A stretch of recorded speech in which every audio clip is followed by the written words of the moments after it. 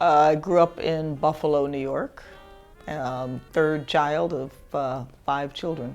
I grew up in a family where getting a good education was an important part of what we were raised to do, so we all expected that we would go to college. I didn't know what I wanted to do when I went to college, but knew that I wanted to get an education so that I could do something that could make an impact and make a contribution on the world.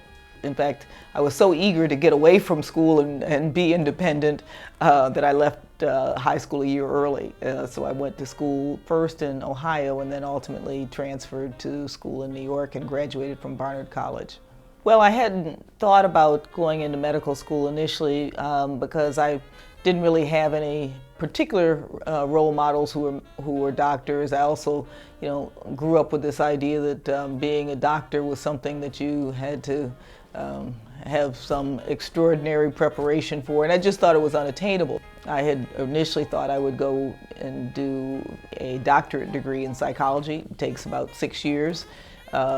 So it's the same amount of time. I realized that it was something that I could do and that it would probably give me greater flexibility, greater ability to have a wider range of options.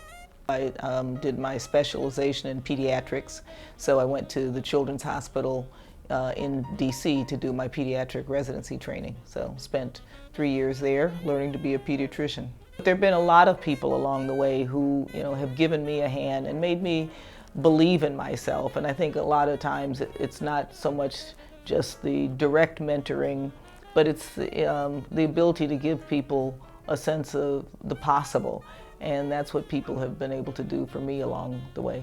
I really feel fortunate that I have had the chance to be part of a pretty broad global arena that has allowed me to learn a lot from others, learn from people who are really big thinkers, have a chance to be exposed to a global stage, and I think it makes me able to do the work that I do better, but also hopefully be able to translate some of those lessons that I learn in the global arena and see how they can make a difference for people here in this country as well.